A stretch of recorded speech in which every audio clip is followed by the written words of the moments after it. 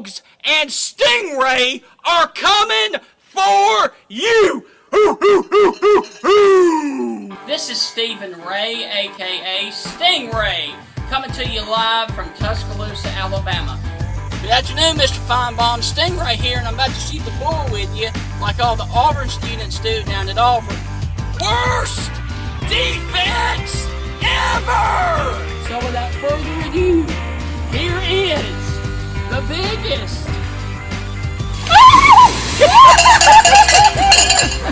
Alabama going for the field goal. The kick is up. It is away. It is no good. Chris Davis bringing it out of the end zone. Oh, he's got blockers. Chris Davis up the sideline. Here he goes. Here we go, guys. Dobbs back to pass. Launching the ball. Jennings, he's got it. Jennings, he's got it. Touchdown, Tennessee. They shocked the Dogs in Sanford Stadium. Are you kidding me? My God almighty. What an epic way for the Tennessee-Georgia rivalry to end this game. What a play. Wow.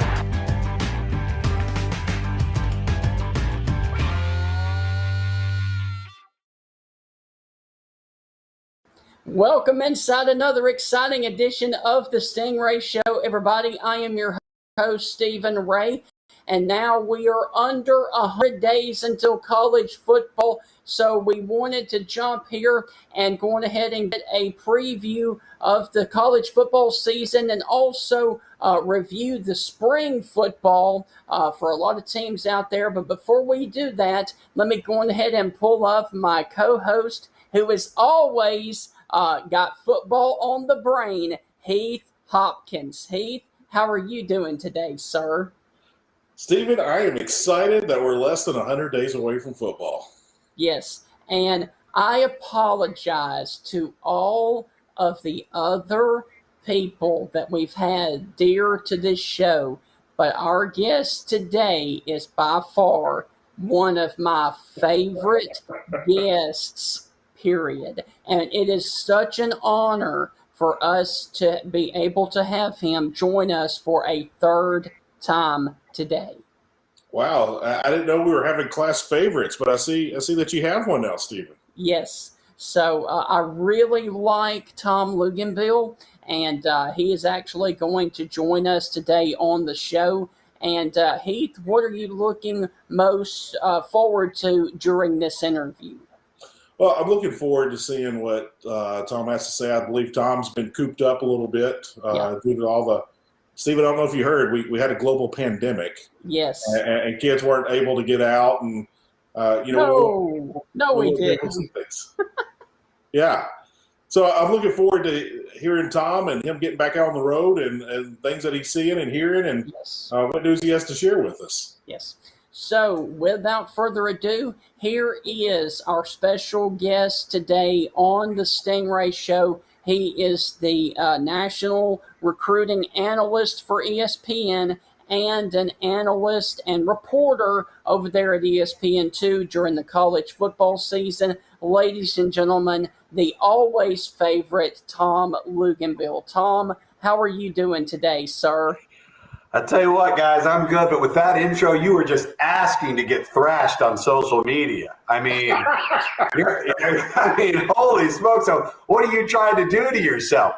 But I got a little secret for you all, and this is what I always try and do. Anybody that ever bashes you on Twitter, the best remedy is not to reply; just click retweet. Yes. Retweet. You're an idiot. Retweet. Yes. You are the dumbest analyst on the planet. Retweet. It drives them nuts. It's the greatest ever. So, Tom, it's been a while since we've seen you, man. What have you been up to? Oh, man, I'll tell you what. It has been, as everybody knows, it's been a long, 14, 15 months now. Yes. Everybody's been cooped up. We made it through a college football season. Wasn't ideal, but it happened. We got through it. We were able to name a national champion. We now have an off season where it looks like we're seeing the light at the end of the tunnel.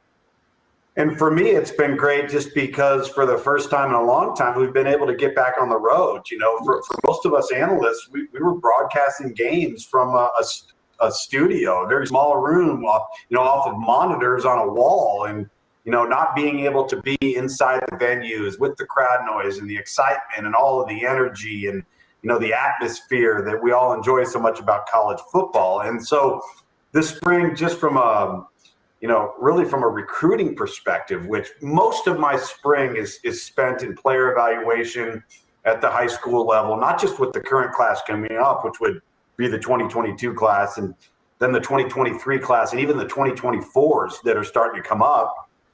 We finally got to get back on the road a little bit and start to see kids in person, host as well as attend camps and combines and gather intel stuff, height, weight, hand size, arm length, all of the verified measurables and data that you want to have, 40-yard dash, short shuttle, 3-cone L drill, individual drills and reps, something that virtually disappeared during the last recruiting cycle. And so to be able to get eyes on kids again, be able to start to take their tape and say, okay, does what we're seeing in person start, does it equate with what we're seeing on film?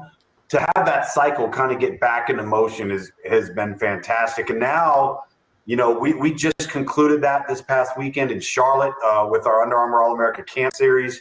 The dead period in recruiting now is going to open up starting June 1st, which is, holy smokes, going to be the Wild Wild West. It's going to be the OK Corral. I mean, there's no telling how crazy this is going to be for these kids. Now that the camp and combine circuit's done, they can now move into official visits, getting on campus. Coaches can start interacting face-to-face with kids, coaching them in their individual camps. I mean, think about this, guys. You have college coaches across America that with the 2021 class signed kids that they've never shaken the hand of or actually seen in person. Yeah. I mean, that's how big a deal this thing became, and what that becomes in the next year, 2 years, 3 years, I don't know. But to be able to have that interaction now is going to be really healthy for both parties. Right. Tom, before we get going into the serious stuff, a quick fun question. I noticed on social media, you were in Alabama Jack's not too long ago. That is like one of my absolutely favorite places to eat. If I win the lottery, my first meal is going to be at Alabama Jack's. So there's a bit of a story behind that. My wife had to have an unexpected knee surgery. And going into the knee surgery, the doctor had told us, hey, listen, until I get in there, I'm not quite sure how this is going to turn out, but it's going to go one of two ways. Either we're going to come out of this surgery and she'll have to probably be on crutches for about a week, and then we'll be about 50% weight bearing. She'll do some rehab. She'll be good to go.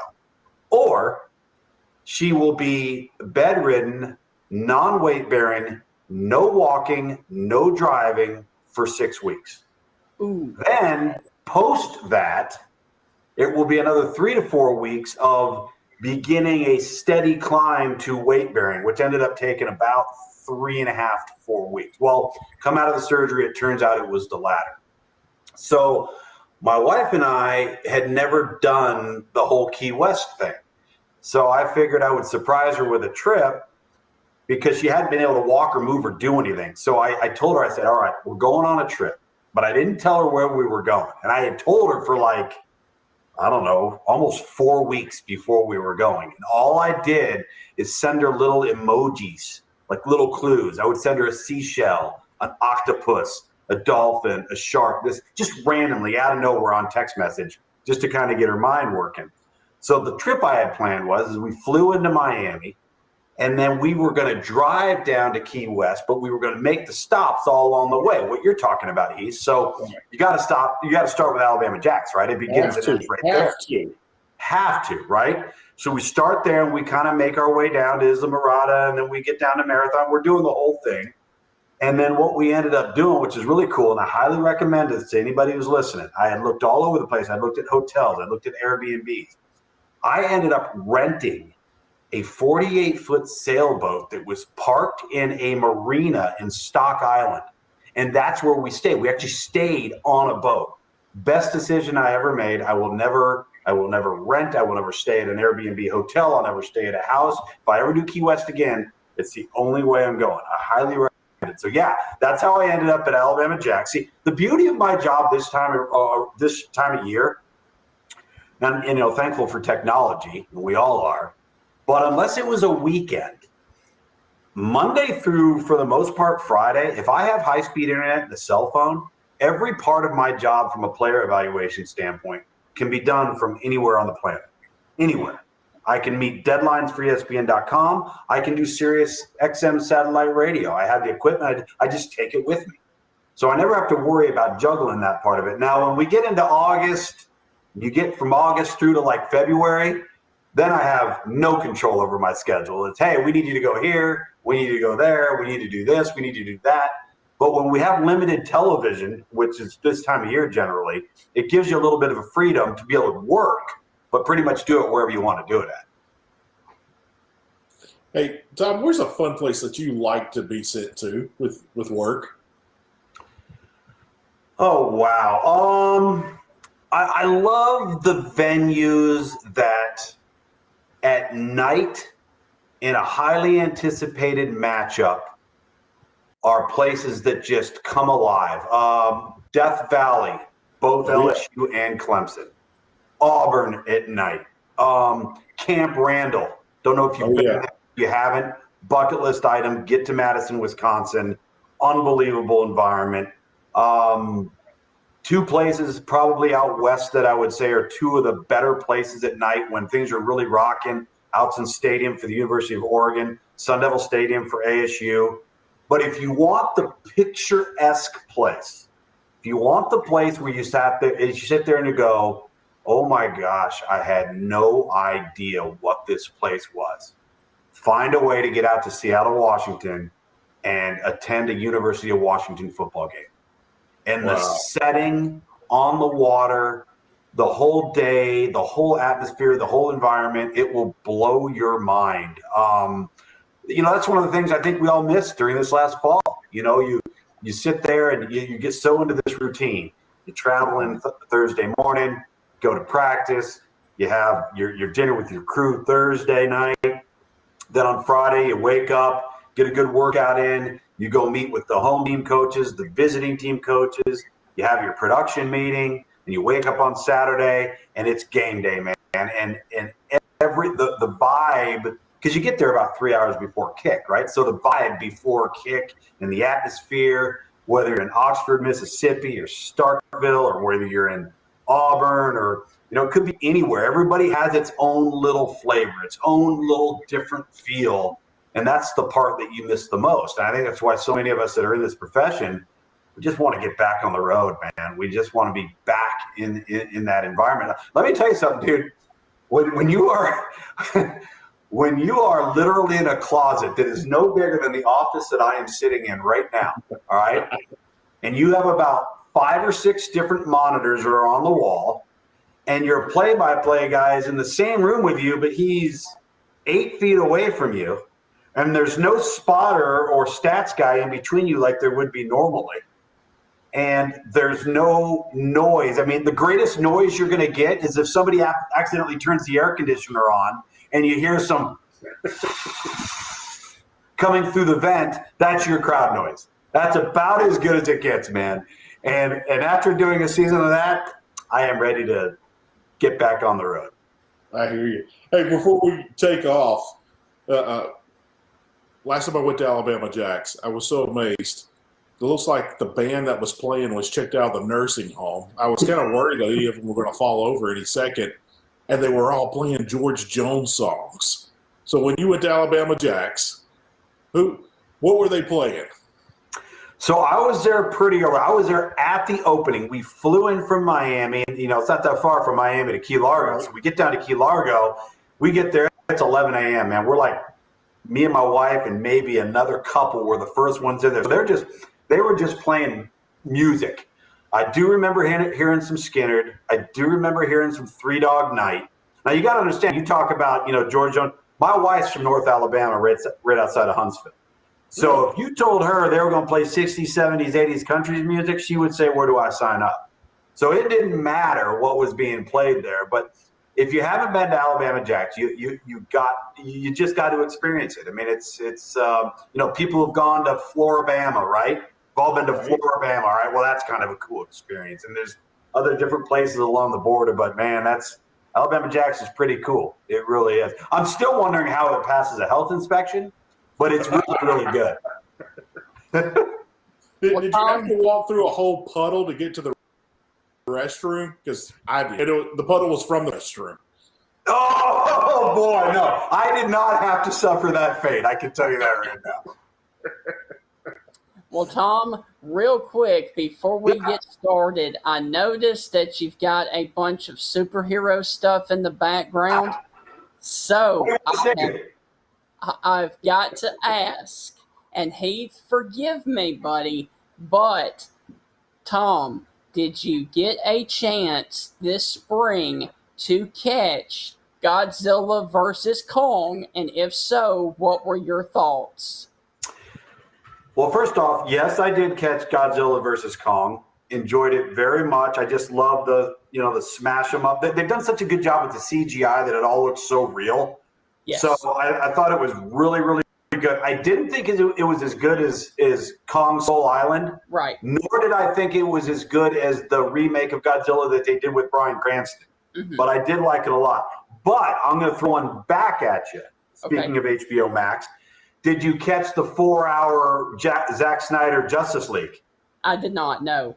Not yet. It's awesome. And it's an entirely different movie than that garbage they released in 2017. It was outstanding. I'm a total loser. I've seen it like 4 times. It's 4 hours long, and I don't even care. To me, it's like an hour and a half. Right. But yes, I did. I saw it. I loved it. Yeah, this is my so I got all kinds of stupid stuff here. I mean, it's pretty pathetic what my office looks like. I got some XFL stuff, so where is it? That's Tommy Maddox right there when I coached him in the XFL in 2001 before he signed with the Steelers. These Superman glasses right here are. Do you remember when we were all growing up and like McDonald's or Burger King had like the giveaways when you bought food or you bought this and that, you got the commemorative glass? Yes. These are commemorative glasses from 1978. Wow. Nice. Yeah. So those are pretty cool. These are Funko Pops. You know what Funko Pops are? Oh, yes. Yes. Okay, yeah. So my son has made thousands upon thousands of dollars on Funko Pops that I spent hundreds upon hundreds of dollars when he was little purchasing. And now I've turned him into a little entrepreneur because when he was small, he would be like, all right, well, I bought this one for this. And he'd go online and see what it's worth now. So he's like selling all these things and doing all this and that. I'm like, hey, capitalism, baby. Go figure it out. Go find a way to make money, man. Yeah. Hey, talking about remakes and superhero movies, the Richard Donner Superman 2 movie. Did you see that one? Yes, I've seen it, but the only reason why I didn't like it, and a lot of it was the timing, because I actually liked the Superman 2 movie that was released, that Richard Lesser actually directed. I thought it was a good movie. What they did with the Donner cut is they took too many of the test shots.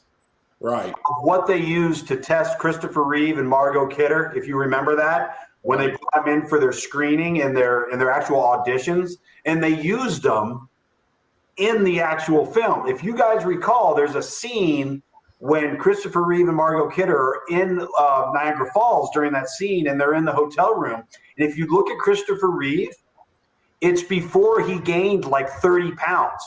He's literally a stick figure. He's so skinny, he's 6'4", he's so skinny, but it was before he got up to like 225 and 230. And it's such a stark difference that I just kind of felt like it didn't work. I don't know what it was, but it doesn't matter to me. All that stuff, man, I love it. Like Zack Snyder's one of my guys. Zack Snyder, who directed Man of Steel, then Batman vs. Superman and Justice League. He gave me and my broadcast partner, Dave Pash, an opportunity to be the broadcasters for the game between Gotham and Metropolis in Batman vs. Superman, which is really cool. So I got a chance to do that. And by the way, I don't know if you guys have seen his new movie on Netflix that just released this weekend, Army of the Dead. Awesome zombie movie on Netflix. Check it out if you like zombie movies. All right. All right, my wife loves them. Football on this show, or are we just going to BS about No, we're we going. can do this all day. We're now a travel show, a food show, and a movie show. We're talking about. What else are we going to do? I got all kinds of stuff around my office. We can pull all kinds of, I got a Waterford Crystal football we can look at. Right. We can play with this. See, Yes, I made it through 2 kids without that thing being dropped and broken. That's unbelievable. Steven, Yes. look at you and Tom. You got all the fun stuff. I got bricks. Yeah. Don't ever grow up. It's bad for you. Yeah, you look like you're about to spit out a couple of pies of a wood-fired pizza oven. Look at Stingray over there. He got his Liberty Special from Hugh Freeze. Yes. Look at you. Well, Oh, all right, Tom. I'm getting as good on football. yes. All right, Tom. Hey, let's talk about something we talked about a little bit before the show. You and Steven talked about in our last show. I think the transfer portal is going to blow up because of all the misses in recruiting in college football. I think we're already starting to see the first steps of that. Now, I always thought the transfer portal was supposed to help like the second-tier teams in the Power 5 conferences. It was going to help the Mississippi States, the Oklahoma States, the Georgia Techs. It was going to help those schools. But we're starting to see the top dogs, the best teams in the country. We're starting to see them benefit from the transfer portal. Are we going to see this trend continue thanks to COVID? Well, I to be honest with you, I think you can remove COVID from the equation. I don't think any of what's happening with the transfer portal has a lick to do with COVID. What I think it has to do with is we've now allowed this path for kids to just up and say, I'm out with no repercussions. Yeah. You don't have to sit out. Go wherever you want. And it was starting to trend that way well before COVID. And so here's the reality of the situation. And this is where it gets very, very unfortunate. And I tell all the time, whether it's parent camps or combines or speaking engagements dealing with high school coaches or those that are advising kids, is you've got to do the math. All right. There's 130 some odd kids in college or schools in college football.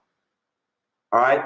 As of Friday, I was actually talking with Bronco Mendenhall, the head coach at Virginia, about this on Packer Durham on Friday on ACC Network. Almost 2,300 or just a little over 2,300 kids have been in the transfer portal or have been active in the transfer portal. All right. Now think of 2,300. Where are the scholarships? Right. There aren't any. Yeah, that's the thing that these kids have got to realize is the bulk of the kids, and I've taken a lot of criticism for this, and I don't care because the truth hurts. The bulk of the transfer portal consists of kids that are disgruntled and frustrated because they're not playing. Either they think they're getting screwed, or they're being wronged, or they're not being treated fairly, or it's not what they thought it was going to be. And then guess what happens? The third parties and the handlers that are surrounding these kids, they're all reinforcing that mindset. Yeah. So what's the first thing the kid wants to do? He wants to jump. He wants to leave. All right. And a lot of these kids are in their first 2 years of being on campus. They haven't even competed for anything yet. They haven't had to earn anything yet, or they're not willing to. All right, because for so long they've been told how good they are, how special they are, and that they're different than everybody else. And then next thing you know, they get on campus, and what I call the de-recruitment phase goes into full effect. And now all of a sudden that coach that was coaching, he ain't the best guy in the world. Now all of a sudden you're an outside linebacker in a room with 8 other outside linebackers, and they were just like you when you were in high school. So now all of a sudden you're not the biggest guy on the block. You're not the big fish in the small pond. You have to earn your keep, and there's a lot of young people that have a hard time with that. So what's the natural thing to do? Walk away. Yeah. With this notion in their mind that, well, if I go somewhere else, somebody else is going to hand me. No, they're not. It's not going to be any different anywhere you go. So my concern with all of these prospects in the transfer portal is they're not thinking it through. They're not listening to the right people. In many cases, they have not given themselves a chance or are not willing to compete to work up the depth chart. Now, let me stop before people start unloading on me. I'm not a get off my lawn type of guy. Okay? That's not what I'm saying here.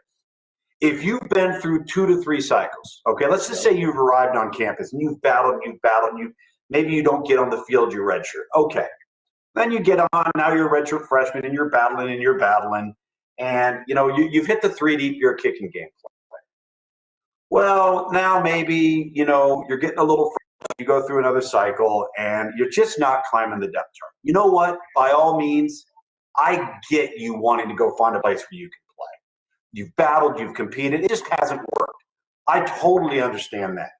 My problem is with the player that's been on campus for 12 months, 24 months, maybe slightly more, and things aren't going their way, so they say, I'm going to pick up my ball and I'm going to leave. And that's the issue we have right now with this transfer portal.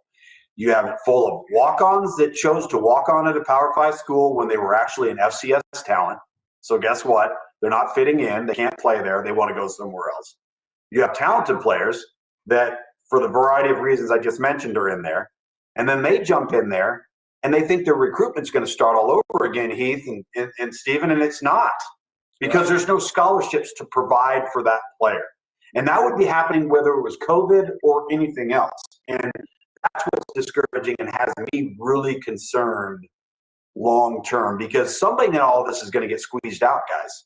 With the extra year of eligibility and coaches not knowing which seniors are going to come back for the next 2 to 3 years, how are they supposed to know where to expend their scholarships?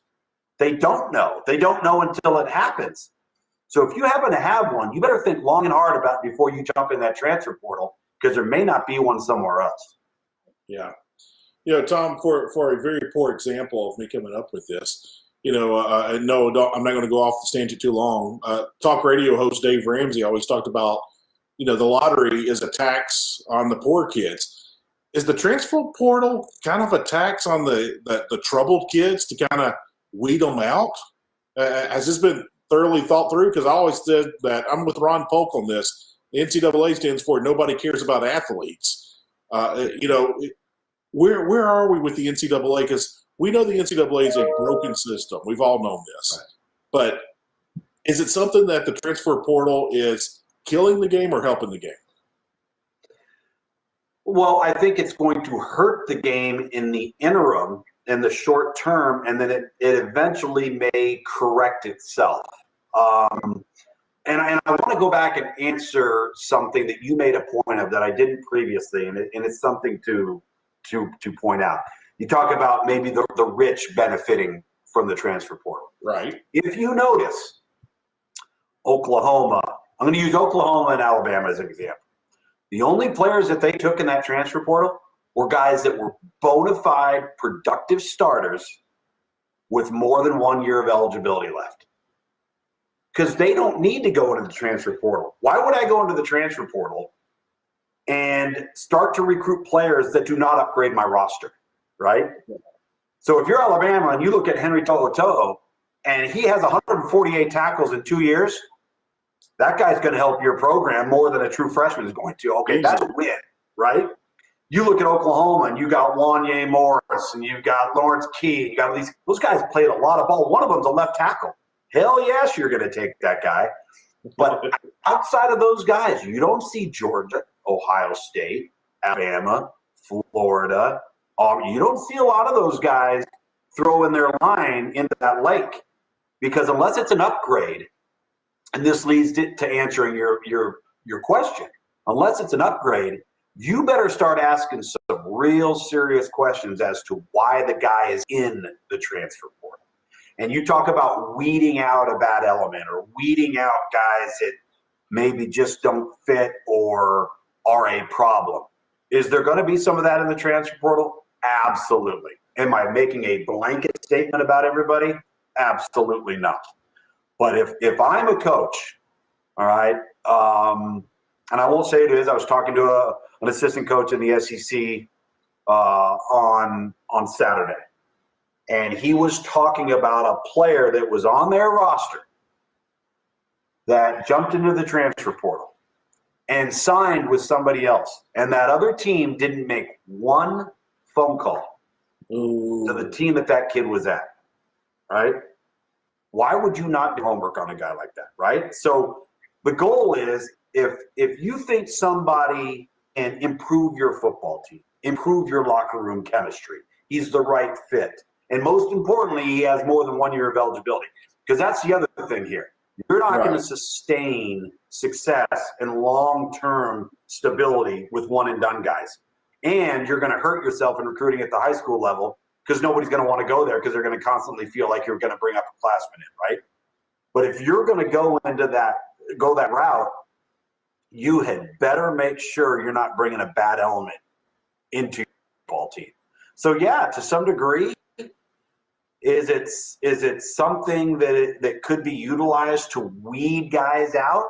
Yeah, they'll probably end up somewhere. They'll probably end up at the FCS level or, maybe a lower tier group of 5 that looks at the kid and says, hey, he's a significant upgrade talent-wise. Yes, he runs some risk, but we're willing to deal with that, all right? Because everybody weighs risk differently, right? If you're looking at a talent that you've never had before in your program, are you willing to take on some risk? Yeah, you probably are. Yeah. If you are Power 5 to Power 5, are you willing to take on that same risk as Group of 5 schools willing to take on? Probably not. Tom, you were a guy that transferred. You were at Georgia Tech, and you transferred out.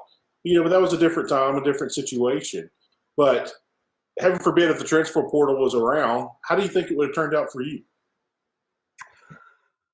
So I was, I'll give you a little bit of timeline on that. I was a great student coming out of high school, an academic qualifier, was not recruited at all. I was a late bloomer. I was undersized. And this was back in the early 90s. You got to understand, everybody recruits 5'11", 6-foot quarterbacks now. Nobody recruited a 6-foot quarterback in those days. It just didn't happen, at least not at the Division I level. And so I chose to go to junior college because I wanted to prove myself. 2 years later, I was able to do that. We went 21-1. We won a national championship. I broke all kinds of records. Next thing you know, I'm a highly recruited guy. I choose to go to Georgia Tech. And when I signed there, they had an incumbent starter, a guy that had started the year before. We go through spring football. We battle it out. Goes into the summer. Battle it out in the fall. I end up beating him out. I play my junior year. We have a terrible year across the board. It was just a bad year. Great learning experience, bad year. And we have a coaching change. Now, in the midst of that coaching change, I did not leave at mid-semester. I stayed. I was the starting quarterback, right? Got into spring football and started to see that the new coaching staff from an offensive perspective was really starting to go more run and option oriented. And this was not Paul Johnson at this time. This was George O'Leary and Ralph Friedgen and those guys. And so this was going more towards a skill set at the quarterback position that I didn't possess. All right. Went through all 15 days of spring ball, started to realize they were going in another direction. And I needed to find another place to go. I had never redshirted, so I had two choices because there was not the instant year of eligibility. You could either transfer down, obviously, and play right away, or you could transfer to another Division I school and you had to sit out and you'd have one more year of eligibility remaining. I almost went to Kansas State, which was one of my finalists coming out of junior college. And then I decided, you know what? I don't want to sit out. I want to play. And had an opportunity to play for a legendary coach in Roy Kidd at Eastern Kentucky. I mean, how many people get to play for a coach whose name is on the stadium and he's still coaching? I mean, that was the type of environment I was in at the FCS level, which was just unbelievable. I ended up having a great senior year, and it worked out wonderfully. And I look back on all 4 years of my college career. I started every game I was eligible to start at 3 different levels of college football, 3 different types of experiences, 3 different locker room dynamics, not all good, most good, some not great. I look back and I have 0 regrets. But now, like if the rules were in place now, would I have ended up at Eastern Kentucky? Probably not. I was a starter at the ACC Power 5 level. Maybe I would have gone to a school within the ACC or another Power 5 school and play there right away. Maybe I never would have played at the FCS level. But who knows? Different time, different era. Well, getting back to this spring, Tom, who are some teams that really surprised you in spring ball? Wow, you know what? That is a really, really good question. I think that well, let me answer it by saying this. Let me answer it by saying I think there's some teams that could really intrigue me throughout the season because we have an off season, and I've actually tried to go like back 5, 10, 15 years, and I'm trying to find an off season where we had as many blue blood top 10, top 15, maybe even college football playoff contenders that are returning to the college football landscape without a returning quarterback. I mean, think about it. It's amazing. Ohio State's got 3 players that have never attempted a pass in a college game. You've got Florida replacing Kyle Trask. You've got Alabama replacing Mac Jones. You've got Texas A&M. They're replacing Kellen Mond. All right. You've got 3 quarterbacks vying to be the quarterback at LSU. You've got 2 quarterbacks. I know Will Rogers is at Mississippi State, but you got 2 quarterbacks battling there. And I'm just looking at the SEC here. You got battles in South Carolina. Who's going to be Michigan's quarterback? Who's going to be Tennessee's quarterback? I mean, there are so many intriguing storylines that revolve around just that position. I mean, even Clemson, no Trevor Lawrence, right? So is this a year for all those people that are 14 college football playoff fatigued with Ohio State, Clemson, Alabama? Okay, there's another one. Notre Dame has a new quarterback coming into the fold, which, by the way, I don't buy into any of that stuff. It's not any of their fault that nobody else gets in the college football playoff. Everybody else do better. Okay? Right. Do better. Invest better. Invest in football more. Give them the same resources that Alabama has. I mean, that's really what the answer to all of this is. I think the thing that's interesting for me overall is that for the first time in a long time, not only is Oklahoma a college football playoff contender, it's not because of their offense. It's because of their defense. Right. And the reason why Oklahoma has not been able to win a college football playoff game is because when they get into the Final Four, they're playing team with flat-out war daddies up front, and they don't have them. And now they do. I think the job that they've done over the last 2 years improving their personnel, Alex Grinch has done an unbelievable job limiting big explosive plays, tackling at space, creating turnovers. They've got a pass rush now. To me, unless something catastrophic happens to Oklahoma, they may be a lock for the college football playoff, and it's because of their defense. I think that I'm really intrigued to see how the Florida offense morphs and evolves. I think we're going to see more of a Dak Prescott, Nick Fitzgerald-esque approach where the quarterback's more of a part of the run game of the offense, where you didn't see any of that from Kyle Trask. I think that's one of the things that makes Dan Mullen really talented is he's never trying to stick a square peg into a round hole. It's never about his scheme. It's about how do I fit the scheme around the player's skill set. So I think there's a lot of hype surrounding Florida. The thing that, one of the things that stands out to me is, and I might be in the minority here, I actually think that Clemson's going to step back. I think Clemson is very average in the offensive line. I think they will be one of the best, if not the best, defense in college football. That's how good they are on defense. But offensively, Amari Cooper, I don't know if you could measure that loss just just yet. Travis Etienne, how are you supposed to measure that loss, especially when you're average up front in the offensive line? And I know DJ Uiagalelei had a nice sample size a year ago. It was a sample size, but there's a lot of components on that offense that haven't played a football yet, and they're very average in the offensive line. So does that mean a North Carolina is good enough to overtake? Does that mean that a Miami's good enough to overtake an NC State who's got almost everybody back? I don't know. But if there was ever a year where maybe the doors open for some fresh meat, it might be this year because of the new faces at quarterback. You know, Tom, we talked about some of the teams there in the SEC, but some of the SEC has some new faces as far as head coaches. Which ones do you really like and that you think will be ultimately successful? That were just hired this year, or even guys like Sam? This year. Well, that's a good question. I think that we're still a long way away at Vanderbilt. And it's not so much a coaching thing, it's a personnel thing. They just don't have the horses in the stable to run the race.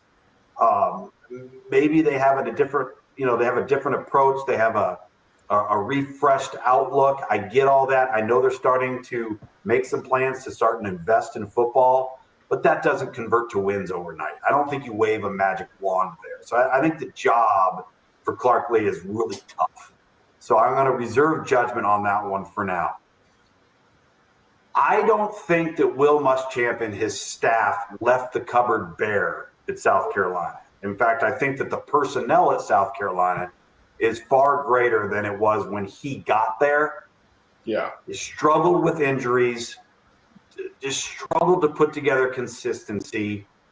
But if Luke Doty, who is a young quarterback within that program that I loved coming out of high school, if he emerges, maybe Shane Beamer has a chance to surprise. Because, like I said, I don't think it's a bare cupboard. And so maybe they're a team that sneaks up a little bit. I'm really concerned about Tennessee, guys. And this isn't a reflection or an indictment on Josh Heupel.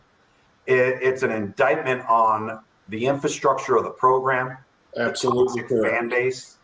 I mean, come on. I mean, there's a reason why nobody wanted that job. I'm going to use Matt Campbell as an example at Iowa State. We are all fans of college football. We've all followed it. We've all been around it. I grew up in it. If I sat there and I told you, what's the better job, Tennessee or Iowa State? Well, your inclination is to say, well, it's Tennessee. All right. From a money perspective, from a resources perspective, conference affiliation, okay, yeah, maybe it's a better job. But is it a better job than Iowa State right now? Probably not. Iowa State's probably the better job. It's healthier. They're in a better position. They're in a better conference for where they stand. Their leadership and their culture and their environment is top notch. It's the complete antithesis of what Tennessee is right now. And with the whatever NCAA sanctions may or may not come that are looming over that, we all know every other program is going to use it against them in recruiting. So you're going to have negative recruiting against you. You have a mass exodus of really productive players in the transfer portal. You're bringing in, quarterbacks that haven't played a lot of football. Joe Milton's played. We saw a little splash of him at Michigan, but is he the answer? I don't know. Jared Guarantano moved off to Washington State. That thing is a full-blown rebuild. And I'll tell you, and this, again, isn't a knock on Josh Heupel. I really felt like they needed to go after a program builder, okay, a Mark Stoops, a Tom Allen at Indiana, and say, okay, here's the deal. We're going to hire you, and we're going to let you do this thing for about 5 or 6 years. And we're going to just let you go because you've proven that you can do that. All right. Would the fans allow it? Absolutely not. Will the fans be in an uproar the moment they don't get a first down? Absolutely, they would be. But that's actually what needs to happen at Tennessee, guys. Yeah, that's I agree. At Tennessee right now. The culture is so toxic, and it should be a great job. And it's not a great job as a result. And And that's really, really frustrating for me in my eyes, because it's a storied program that is going through a real tough time right now. Yeah. I work in Germantown, Tennessee. I see a lot of Tennessee fans every day. Sure. And I bring up the fact that, and they don't want to admit to it. I said, look, Phil Fulmer did great at Tennessee, but he let the program slide under his watch. And I was like, and then you brought in Lane Kiffin, who did good his first year, but he left less than 12 months into the job. And I was like, the program was sliding, and then you got, it wasn't stable. And then you just kind of went on a run of bad hires. And I was like, the one bad hire was sliding under 10 games, and they fired him and ran him off. Yeah. You're sliding from Fulmer on. And then if you look at the most recent coaching hire, which none of the Tennessee fans were excited about. Right. But, you look at the last hire, I mean, we got the AD fired, and eventually got the president, the chancellor, fired. I mean, I was like, what are we doing up on Rocky Top right now? What's going on? There's, we had Jackie Sherrill on the show, and he talked about the few things that you need to be a national championship type program. And he goes, you have got to have, a great president, and you've got to have, professors and teachers that are on board with this. And he goes, your board of trustees has to be on board with it. He goes, your bosses have to be on board with making this happen. And Tennessee, I don't think they're on board with anything up there. So what's interesting about the statement you just made is because it directly ties to why Alabama and Clemson are who they are right now. All right. As a university, not as an athletic department, as a university, Alabama and Clemson have unapologetically, essentially by their actions and by their words, said that football is going to drive the bus here. And if you don't like it, there's the door. And let me tell you what's going to happen when football drives the bus. That new wing on the library is going to get built. Yep. Those new dormitories are going to get built. Commerce is going to increase significantly within our community, all right, a local community, within our city, within our local towns. And by the way, your applications for enrollment. By the way, I don't know if you guys know that since Dabo Swinney's become the head coach of Clemson's, application for enrollment has gone up 80%. Wow. Enrollment at Alabama since Nick Saban has been there has gone up 50%. Well, why is that? Because you're investing in your biggest revenue driver in the state. And they have been able to do that with a complete buy-in from president to the board of regents, the board of trustees, whatever it is at a respective university, all the way down to the faculty, all the way down to the admin. And everybody's on board. And even if the ones that don't like it are smart enough to realize they're benefiting from it. And I think that's the one thing that I look at Tennessee and I say, okay, top-notch facility, all right? Stadium, when that thing's going, unbelievable, right? Game day atmosphere, unbelievable. Their football operations facility, unbelievable. Completed under Butch Jones, can compete with anybody. And don't forget the Vol Navy. What's that? And don't forget about the Vol Navy. And the Vol Navy. So you got to you can sailgate there, right? Yeah. So you have all of that, but what about the people internally? Is that the problem? Is everybody rowing in the same direction, if you will, within the community, within the infrastructure of the administration? So if you're Danny White and you're the AD, you're going to have to do some weeding out, some serious weeding out of the infrastructure there to make it healthier. And listen, I know the fans, okay, they weren't excited about the hire. Well, you start looking in the mirror then. Yeah. Why? You're why. Because everybody saw what happened to Greg Schiano. Nobody's forgotten that. And that was driven by the fans. And so to me, you got to reap what you sow. And then hopefully as you build it back up, you'll finally learn your lesson.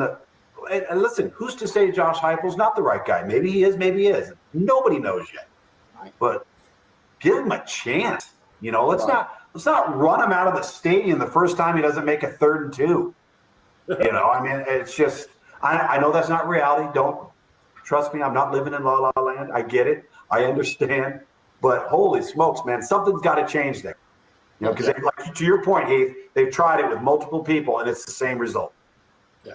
You know, is it the same thing at University of Texas? Because I've been screaming, too many Chiefs, not enough Indians. Right. Texas cannot get out of their own way. I mean, having a billionaire donor is usually a great thing at a university. Texas has too many of them, and they can't get out of each other's way. Yeah. So the ego, they all want to take, oh, I hired so-and-so. The coach answers to me. He plays golf with me. The egos are out of control at Texas, and that's why they're losing. Do you remember when, and they tried it with Mike Price, but do you remember when Alabama just could not get out of their way of deviating from hiring somebody that had a direct tie to Bear Bryant? Yeah. And really what they needed was to hire somebody that did not have a direct tie to Bear Bryant. And in doing so, they hired the one guy that when somebody tried to march into the head coach's office to tell him how things were going to go, that guy said, you can turn right around and head right back out that door because that's not how things are going to go, right? That hadn't happened previously. And ever since they decided to do that as a university, okay, we've all seen what's happened. The question is, and Sark and I go back, holy smokes, we played against each other in junior college football in Southern California. Oh, wow. Is Sark the personality that is strong enough to do that? Only he can answer that question. And I said to him, I said, man, you start seeing those hands get in that cookie jar, you chop it off. Because they don't belong there. Their job is not at stake. Yours is. And I think that he's sharp, he's smart, he's surrounded himself with good people. You do have to have a great feel for the lay of the land. You got to have a great feel for politics. I think the other thing in that state, this has been something that's been very hard for people, and it's a direct tie to recruiting. It really is that state is so talented from a football perspective, but maybe where they're most talented is in the resources that are afforded to the high school athlete in the sport of football, in the sense that kids are so well trained and they've been so well tutored and so well coached on a year-round basis going back to 6th and 7th grade that the state produces a lot of really good players, but also a lot of finished products. Where the guy you're recruiting is a high school junior, you get him and he isn't any better as a college junior. All right, so you have to be very careful in a state. It's a state that produces roughly 370 FBS level signees every year. Now think about it, 370 to 375 kids a year. So, and I want to be very careful with my words here. I'm not saying you recruit the people that Art Briles and Baylor recruited. What I am saying is you recruit the athlete that they recruited. And what did they do? They didn't go after the high profile, quote unquote, 5-star, high-end 4-star that everybody's recruiting that's going to make the alumni at Texas super happy, and you're going to win the signing day and you're going to win February. And then all of a sudden, 3/4 of that class 3 years down the road has done nothing. Right. What Baylor did, what Oklahoma State's done, what TCU's done, what Iowa State's now doing, is they went out and they got the Kendall Wrights, the Corey Colemans, the Robert Griffiths IIIs, right? All of those guys, they weren't the 5-star guy. They were great players with high ceilings for development that were hungry, had a chip on their shoulder. The challenge is, can you recruit that guy and recruit a bunch of them and have enough patience to let you develop them from the Texas powers that be to get through a few cycles? That's the question. And is it going to be almost impossible? Yes. If you can pull it off, that's how you turn Texas around. I firmly believe that. Doesn't mean you don't sign some of the high-profile guys, but you got to make sure those guys have a high ceiling for development. They can't be tapped out. They absolutely can't be tapped out. I always say this about Texas. Since Sark got the job. Sark's best season at SC, they were a 9-win team. On that team, they had better offensive personnel than Texas has right now. You had Nelson Aguilar. You had Robert Woods. You had Adoree Jackson. I mean, they had guys on that team, right? Yeah. And they were a 9-win team. 9 wins to Texas isn't going to cut it, and those players were better than what Texas has right now. So he's got a lot of work to do in recruiting, but I think if he takes the right approach, he can pull it off. The hope is that Texas gives him enough patience to do it. And that's going to wrap up the part 1 of the 2-part interview there with Tom Luginbill. Tom was nice enough to give us an hour and 45 minutes of content, and so we broke it up into 2 shows. Part 1 is what you just saw, and then part 2 will be on Friday. So you're definitely going to want to tune in for that. And unfortunately, Heath had to leave a little bit early and duck out, so he is not going to be here with us for the end of the show. But that's going to do it for this edition of the Stingray Show. We hope you have enjoyed it. Please tune in on Friday for yet another 45 minutes with Tom Luginbill in the part 2 of the 2-part series with Tom Luginbill. But until then, we hope you guys have a great rest of your week. And as always, from all of us here at the Stingray Show, God bless. The Dogs and Stingray are coming for you! This is Stephen Ray, a.k.a. Stingray, coming to you live from Tuscaloosa, Alabama. Good afternoon, Mr. Feinbaum. Stingray here, and I'm about to shoot the bull with you like all the Auburn students do down at Auburn. Worst defense ever! So without further ado, here is the biggest Alabama going for the field goal. The kick is up. It is away. It is no good. Chris Davis bringing it out of the end zone. Oh, he's got blockers. Chris Davis up the sideline. Here he goes. Here we go, guys. Dobbs back to pass. Launching the ball. Jennings, he's got it. Jennings, he's got it. Touchdown, Tennessee! They shocked the Dogs in Sanford Stadium! Are you kidding me? My God Almighty! What an epic way for the Tennessee Georgia